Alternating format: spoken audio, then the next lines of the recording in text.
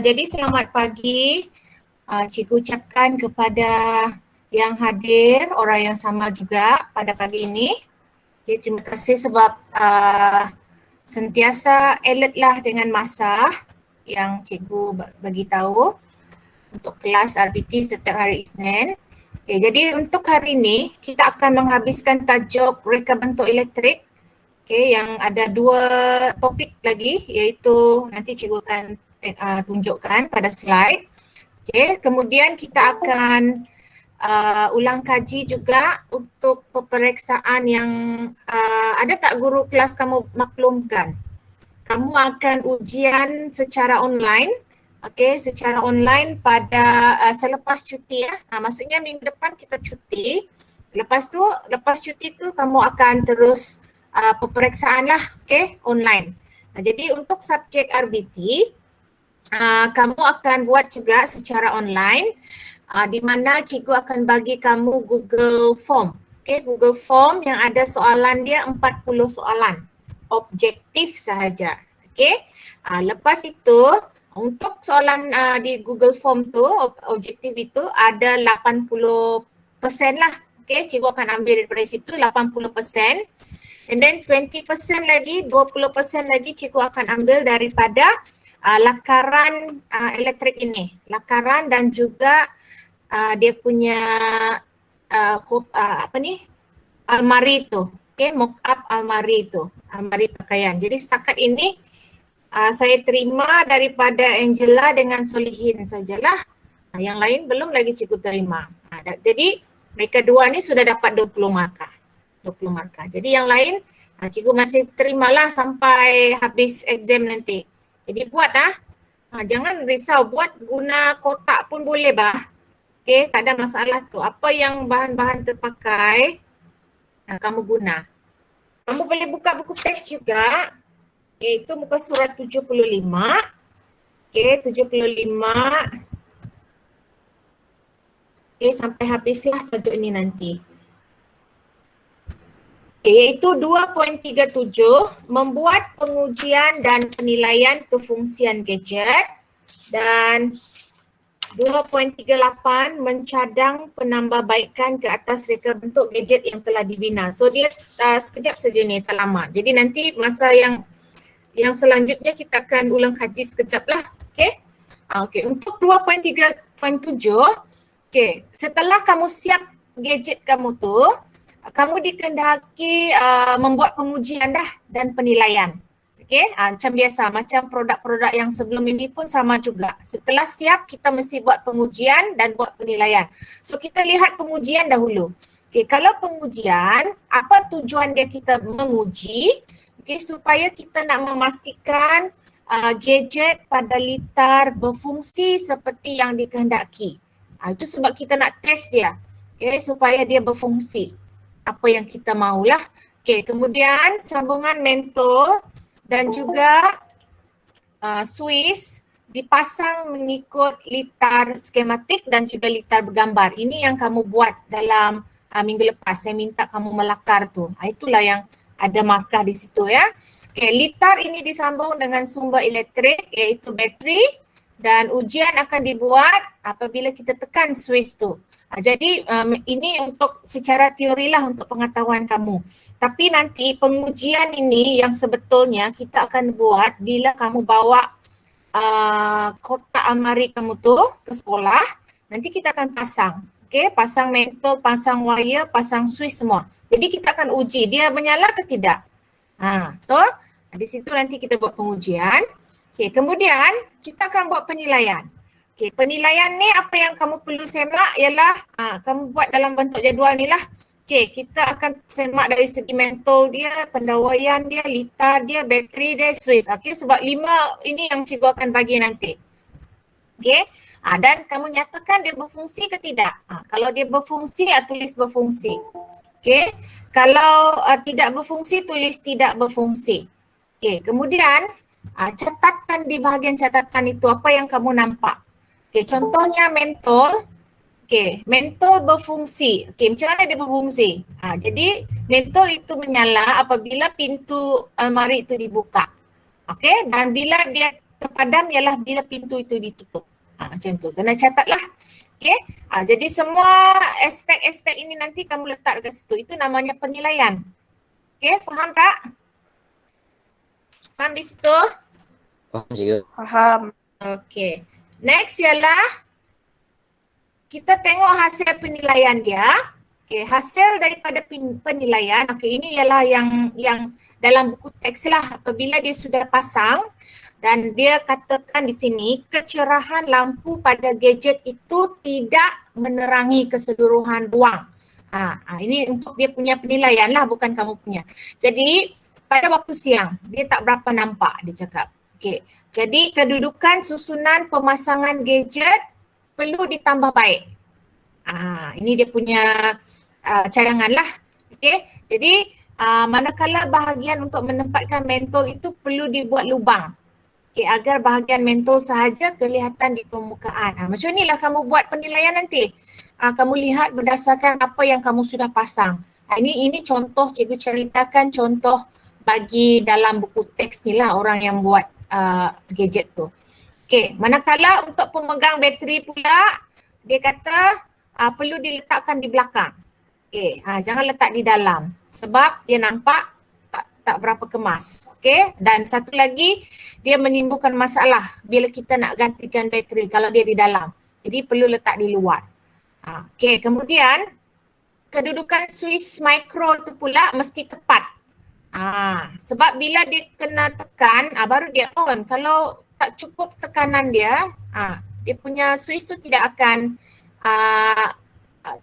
akan berfungsi dengan baik. Jadi itulah yang dia lihat daripada dia punya gadget tadi. Okey, barulah kita pergi yang terakhir iaitu mencadang penambahbaikan ke atas reka bentuk gadget yang telah dibina. Jadi inilah yang cikgu cakap. Kamu kena letakkan cadangan dia.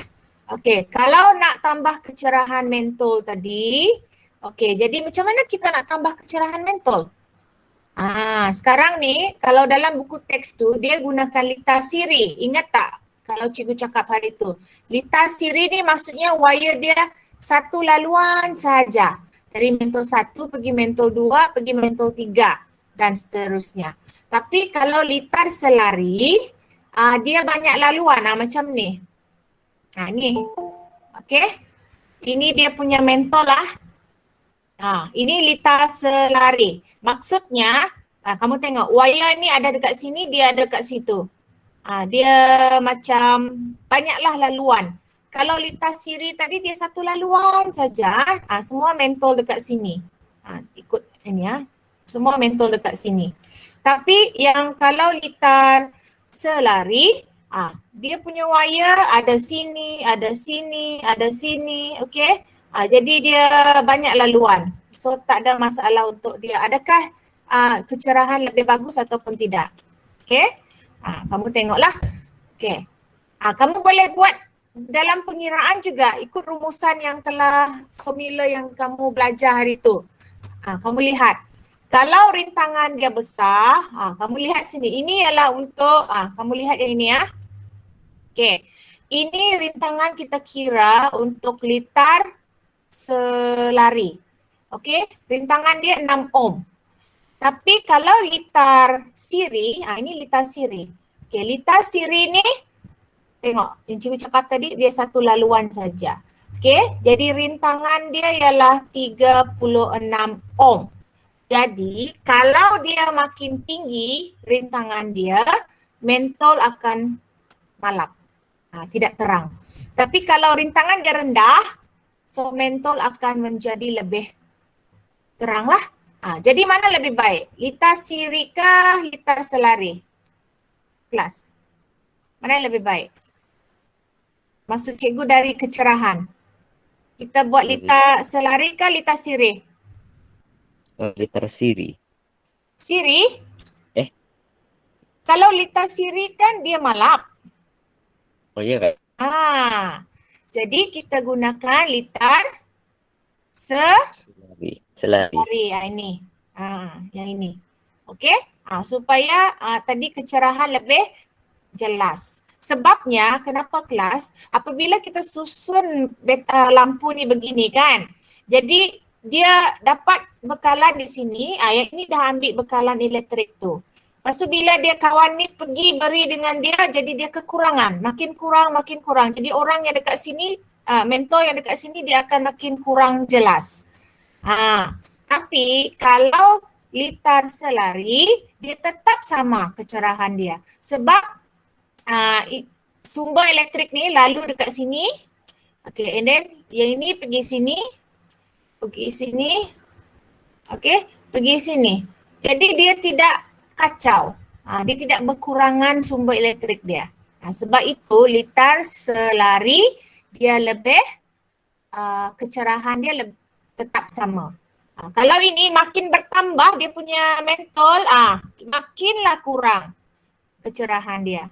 Boleh faham? Faham tak? Boleh. Okay. Jadi itu sajalah. Jadi apa yang cadangan dia kata tambahkan buat litar selari lah untuk dia punya almari tu supaya keterangan dia lebih terang, supaya mentol dia lebih terang. Okay, jadi itu penambahbaikan.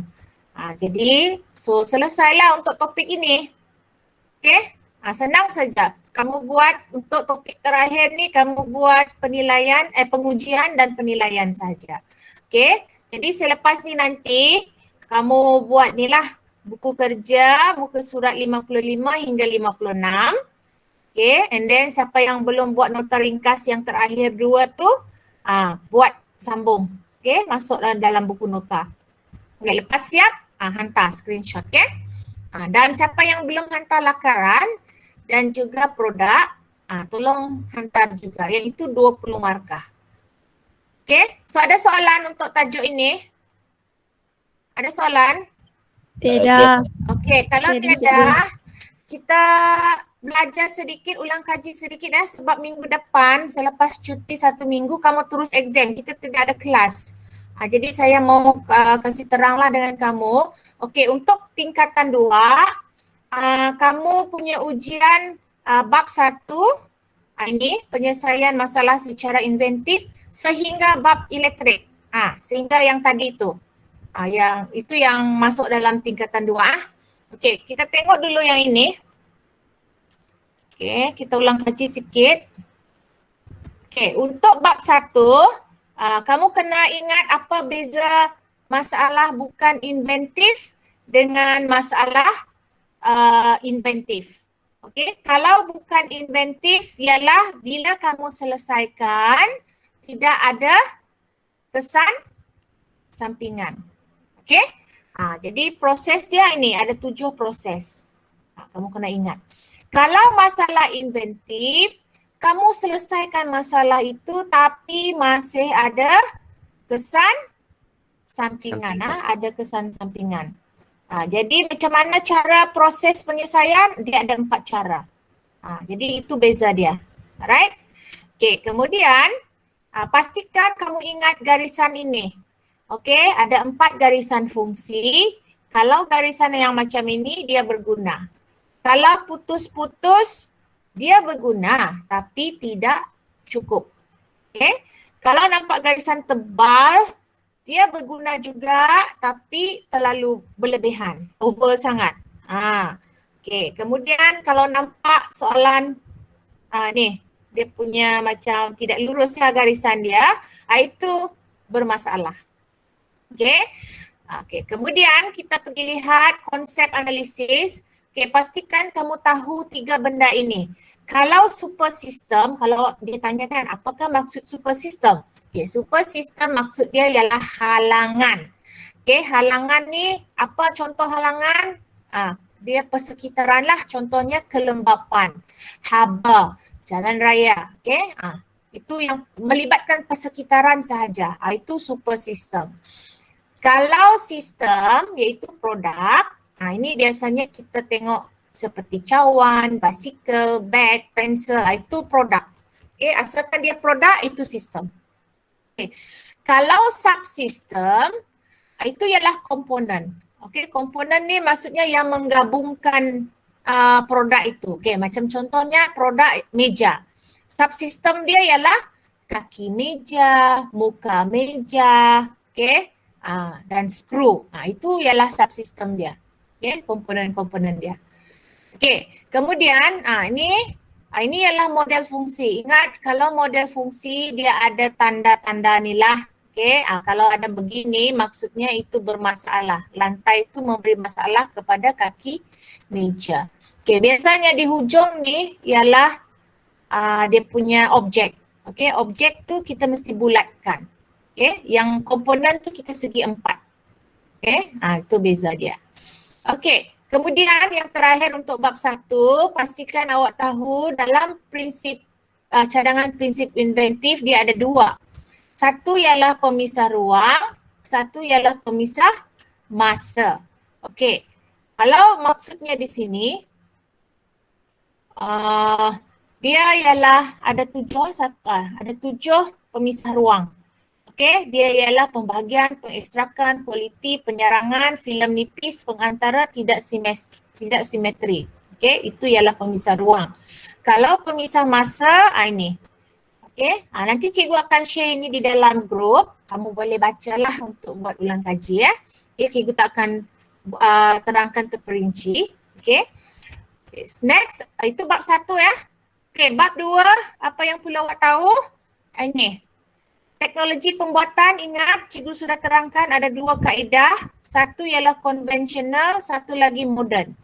Kalau konvensional ni maksud dia kita buat gunakan teknologi asas ataupun lebih kepada kemahiran manusia itu sendiri.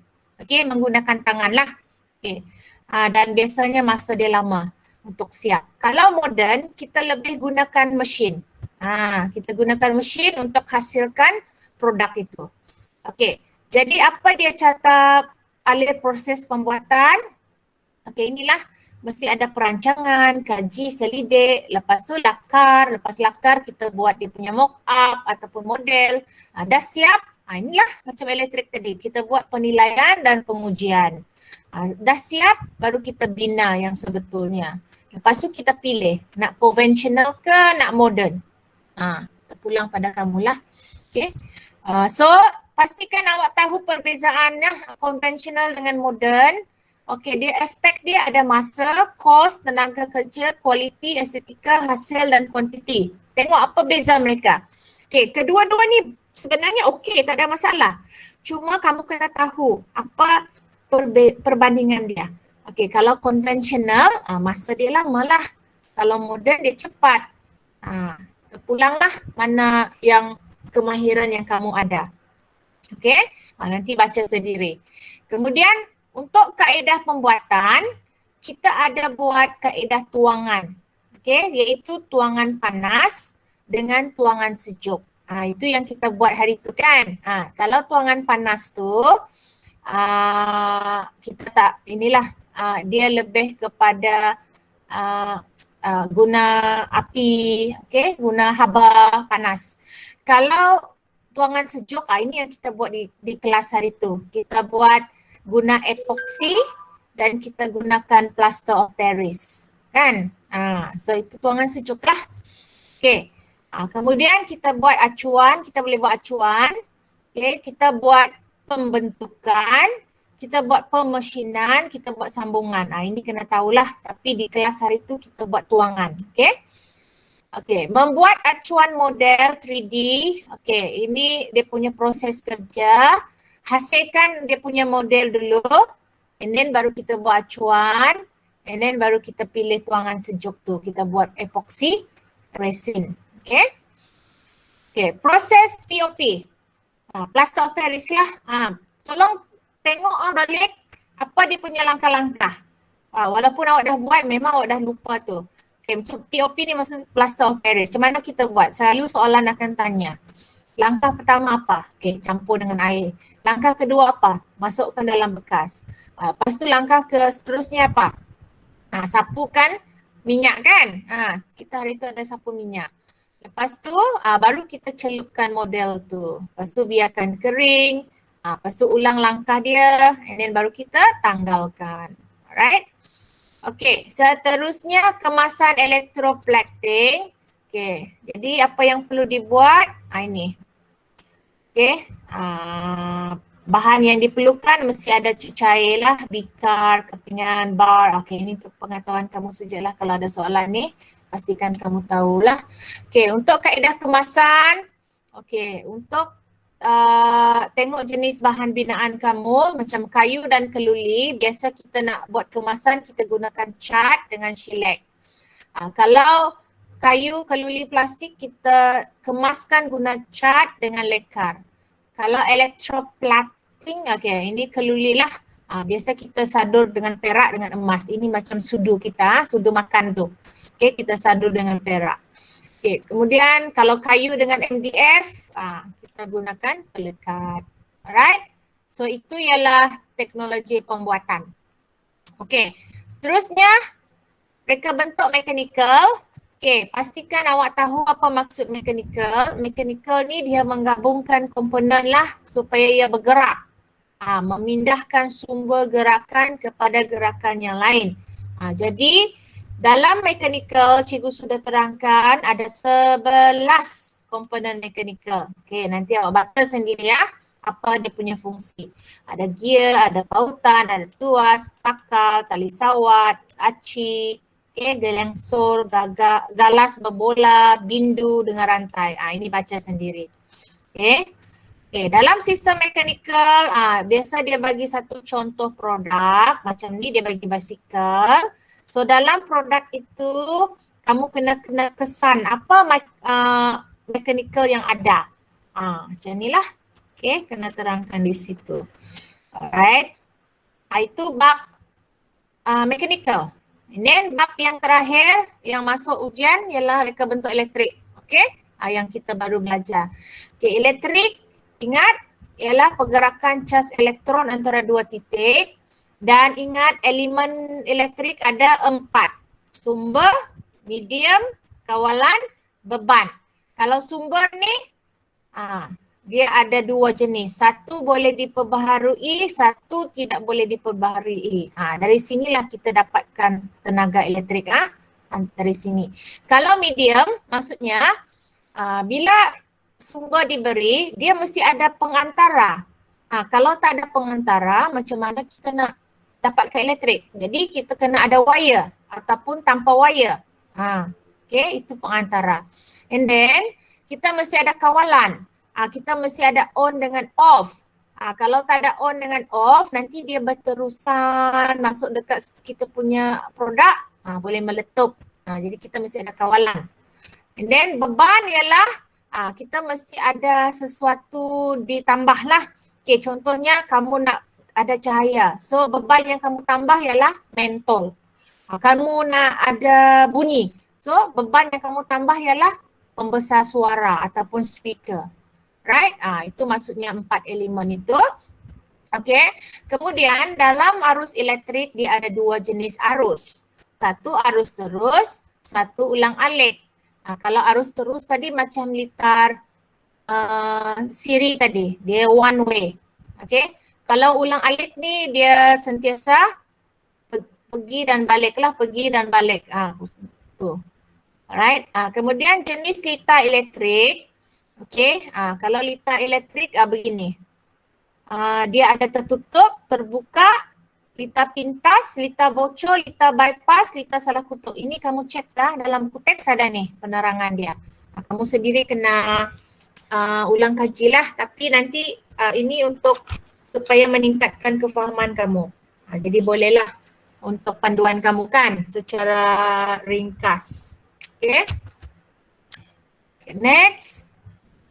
Ini formula, tolong ingat segi 3 ni. Ini ialah hukum Ohm nama dia ya, hukum Ohm. So ingat V mesti di atas, I sebelah bawah, R pun sebelah bawah. Okay, dari situlah kamu dapat formula dia. Hafal ini sebab nanti dalam soalan dia akan minta formula. Okay, so ini nanti ini pengetahuan awak lah. Kalau litar siri dengan litar selari, macam mana kira voltan dia. Okay, itu formula dia. Alright, so sampai situ saja kamu punya ujian. Ada soalan untuk tingkatan 2? Yes? Tiada. Tiada. Okay, sekarang untuk tingkatan 1, Yang tingkatan 1 semua tajuk. Masih ingat ke tingkatan 1? Cikgu risau juga ni, kamu tingkatan 1 ni. Okey, kita tengok dululah. Tak lama, dalam 10 minit sejak. Kamu sabar dulu. Kamu tengok ni. Okey, tingkatan 1. Bab 1, pengenalan reka bentuk dan teknologi. Okey, pastikan awak tahu definisi ini. Okey, definisi ini. Reka bentuk dia. Apa maksud reka bentuk? Okey, penyusunan bahan secara terancang. Tolong baca soalan tu.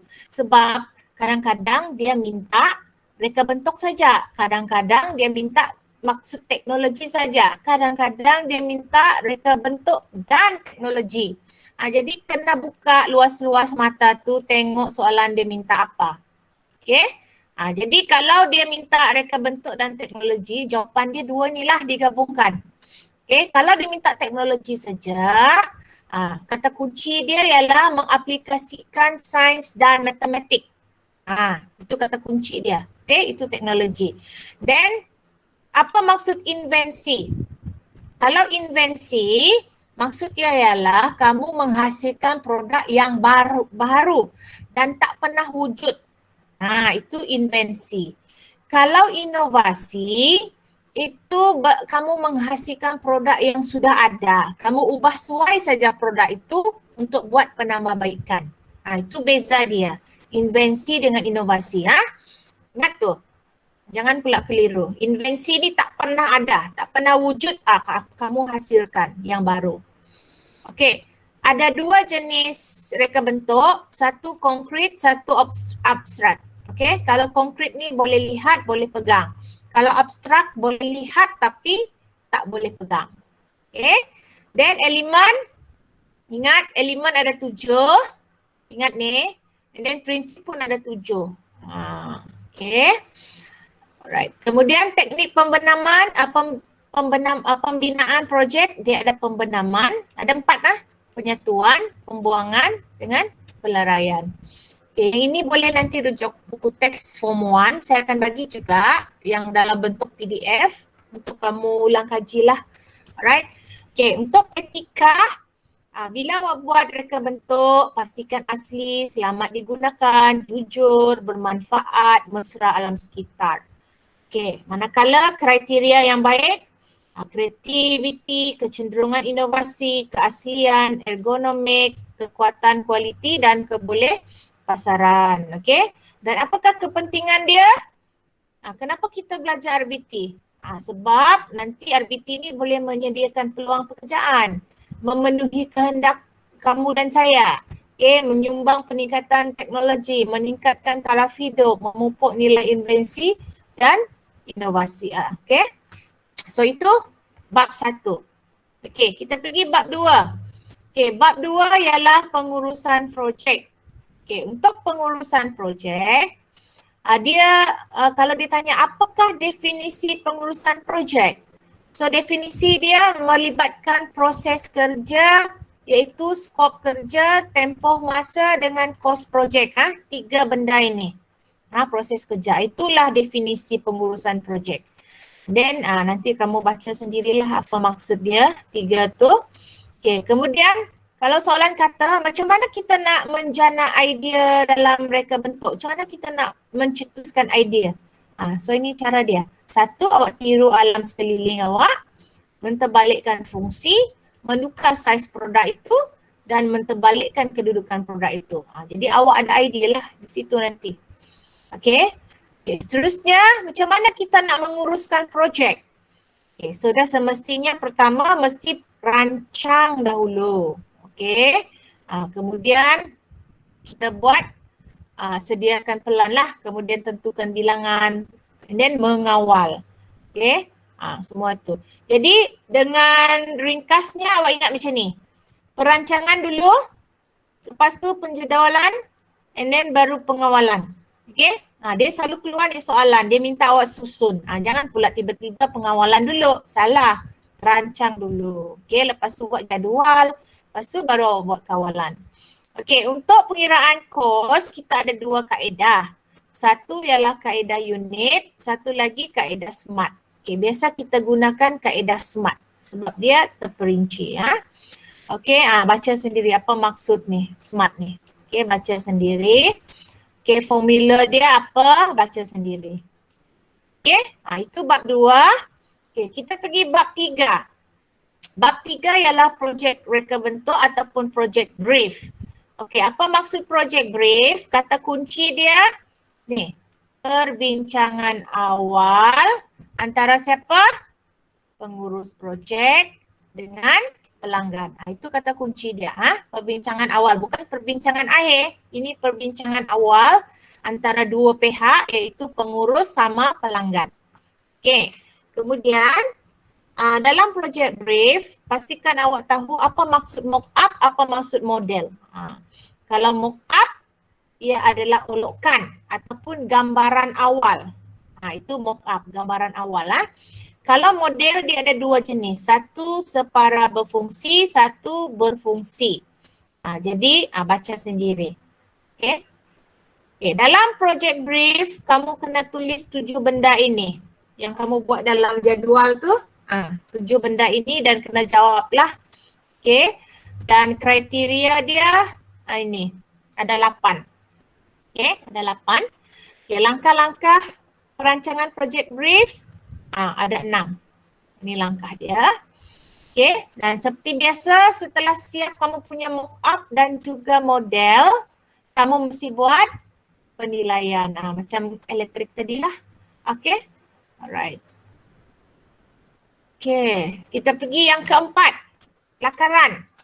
Okay, apa maksud lakaran? Selalunya setiap awal bab ni dia akan beritahu definisi. Okay, kalau lakaran ni ialah lukisan awal, okay, menggunakan teknik lakaran bebas, okay, tanpa menggunakan alat, okay, contohnya kita tak gunakan pembaris, kita gunakan freehand, okay, itu masuk lakaran. Okay, dalam lakaran kita ada buat rendering, okay, rendering tu maksudnya kita bagi lakaran itu lebih realistik, nampak real, jadi kita buat dia rendering. Rendering ni ada tona warna, ada yang gelap, ada yang kurang gelap, alright. So itu maksudnya rendering. Okay, dan lakaran ni kamu boleh buat dalam 2D ataupun 3D. Okay, 2D ataupun 3D. Jadi peranan lakaran, apa peranan lakaran? Ni, ada 5 peranan dia, kamu hafal nanti. And then jenis-jenis lakaran, kita ada 1, 2, 3, 4, 5, 6. Ada 6 jenis lakaran. And then ini tolong tengok. Ini yang kamu harap cikgu masih ingatlah. Okay, lakaran pictorial dia ada 3 ya. 1 oblik, 1 ialah isometrik, 1 ialah lakaran perspektif. Jadi lakaran perspektif ni dia ada 3 jenis. 1 titik, 2 titik, 3 titik. Okay, ingat kalau oblik dia ada 45 degree dekat sini. Sini ada 45 darjah. Okay, itu beza dia. Kalau kamu nampak lakaran produk, dia lurus dan dia ada ke 45 darjah begini. Itu memang oblik. Tapi kalau kamu nampak produk yang sebelah kiri, sebelah kanan dia begini, begini macam V shape tu, itu memang isometrik. Kalau oblik kamu akan nampak macam L. Itu je beza dia. Sebab oblik dia 45 darjah. Kalau isometrik dua-dua tu kiri kanan dia 30 darjah. Okay. Kalau perspektif, kamu nampak dia 1 titik sini. Kalau 2 titik kiri kanan. Kalau 3 titik kiri kanan and then bawah. Senang je. Okay. Okay. Langkah melakar, baca sendiri. Dia ada step-step dia. Okay. Dan macam mana kita nak penambahbaikan lakaran. Okay, menambahbaikan lakaran ada di situ. Okay. Okay, next kita pergi kepada vertigasi. Cikgu harap masih ingat lagi vertigasi. Vertigasi ni dia adalah cabang sistem hidroponik. Okay, di mana proses dia ialah kita guna baja dalam bentuk larutan. Kita tidak guna tanah, ingat tu.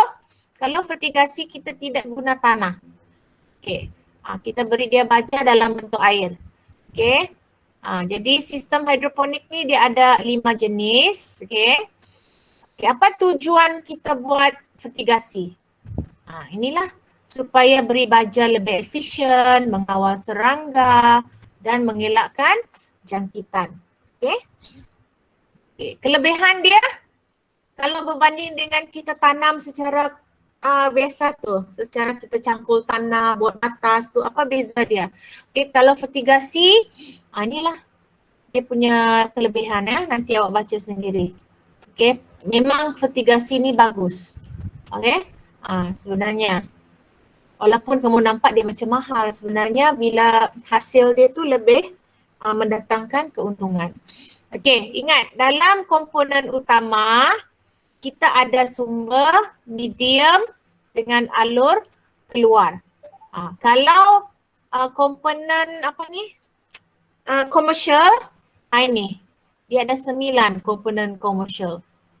Okey. Okey, ingat dalam fertigasi dia ada 2 jenis apa ni? Sistem. Okey. Yang pertama ialah jejari, yang kedua ialah gegelang. Okey, gegelang. Macam ni. Dia nampak bersambung lah macam gelang. Kalau jejari dia macam jari kita, macam orang buat strawberry tu.